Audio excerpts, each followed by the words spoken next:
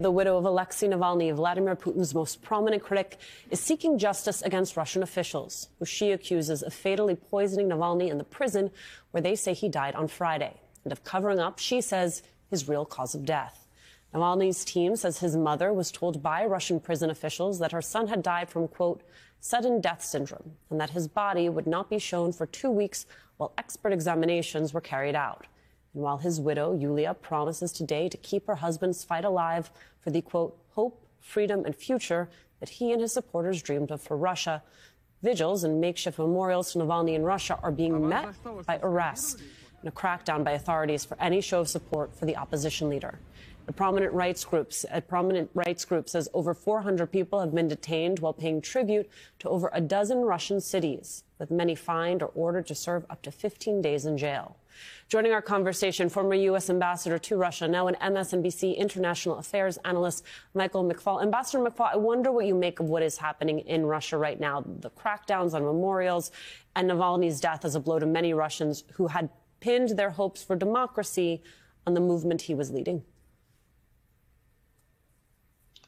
Well, I'd say a couple of things. First of all, I'm inspired by people that have the courage to go out and demonstrate at a time when they know they will face really dire consequences. I think that shows that there are still brave people that share Navalny's values and reject Mr. Putin and his totalitarian dictatorship and his evil, sadistic ways, the way he killed Mr. Navalny.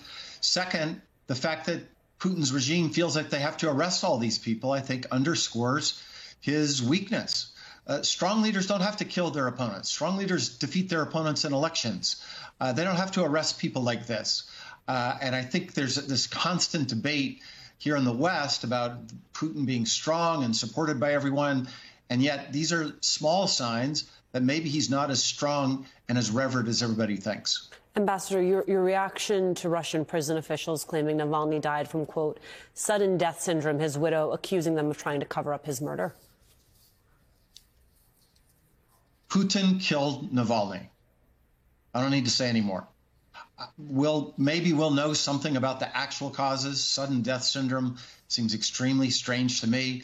He was just on a video the day before, and he was under horrific circumstances. The way they were poisoning him, they were torturing him, for 3 years under incredibly barbaric conditions. The night before he was killed, Yulia, his wife, described them to me. Make no mistake about that. But had they not arrested him and put him in those conditions, he would not be dead today. He was a strong person physically and mentally and intellectually before his imprisonment. So we just need to report it straight. Putin killed Navalny. And as his wife, Yulia, has asked, we need to hold him accountable for those actions. I want to play for you some of what Ambassador John Bolton told our colleague Jen Psaki yesterday about Trump's silence and on Russian prison officials claiming Navalny died from sudden death syndrome. Watch. Trump has been completely silent. He had a 2-hour speech yesterday, said nothing. What do you make of that? Well, heaven forbid he say anything critical of Vladimir Putin. Look, accidents don't happen in those kinds of Russian prison camps. They told her the cause of death was sudden death syndrome. Well, I'd sure like to know what that is. Maybe it means you're alive 1 minute and dead the next. I don't know what else it can mean. Ambassador, I want to know what you make of Donald Trump being absolutely silent on Putin specifically this week. Well, I'm not surprised by it. 4 years ago, when Navalny was poisoned, I wrote a column in the Washington Post saying the whole world is outraged, and Mr. Trump was silent at the time. President Trump was silent at the time. So that's consistent. I don't see him changing. What I don't understand is why other members in his party won't come out and stand for good against evil. Speaker Johnson, exactly along the conversation you were just having.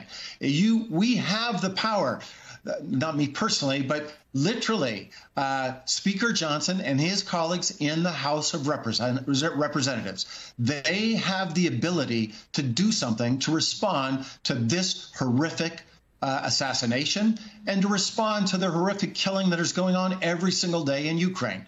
I've heard Speaker Johnson, I've heard other members of his party speak very clearly about good versus evil. I was just in Munich with some of them. They were using that language. Rarely do you have an opportunity to do something concrete to fight evil. They have it. It's right in their hands, and they should do it and not worry about the consequences of Mr. Trump, because I guarantee you history will not be kind to them if they don't. I'm reading a lot of literature for a course I'm teaching right now on the 1930s, and a lot of Americans said some really pretty damning things about not worrying about Hitler, not worrying about the wars there, not our problems. Those statements and those inactions look extremely damning in hindsight. These guys, as Speaker Johnson in the lead, have the opportunity to not be part of that and do the right thing. It's literally in their hands right now. And Ambassador, the fact that you have the former president comparing himself to Alexei Navalny, I have to imagine that made your skin crawl. Yeah, I wish I could say I was surprised, but I wasn't. I just hope that others in his party can see the difference. That is an atrocious comparison. And you're right. I don't even have words to respond. I just want people to do the right thing when they have the power to do the right thing. I guess my curiosity, after you're having spent so much time in Munich with global leaders, is do you get the sense that they are having conversations, that they are bracing for the possibility, one, of Donald Trump and a second term? But even with or without Donald Trump, the fact that if we go back to what David Jolly was saying, there has been a pivot within the Republican Party to embrace authoritarianism, to not commit to democracy as a core ethos of the United States.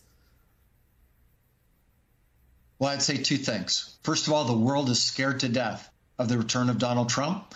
And it goes back to the 1930s. They worry that we're just going to quit on the world, that we're going to say, that's not my problem over there, that's not my problem over there. And we know how that decade ended in the horrific tragedy of World War II, and that they're just, everybody's nervous about that, especially leaders from our frontline NATO allies that worry 2 to 3 years from now, if Putin prevails in Ukraine, that his army and his military-industrial complex will become stronger. And then when it comes to a test of the NATO alliance, Mr. Trump will back down.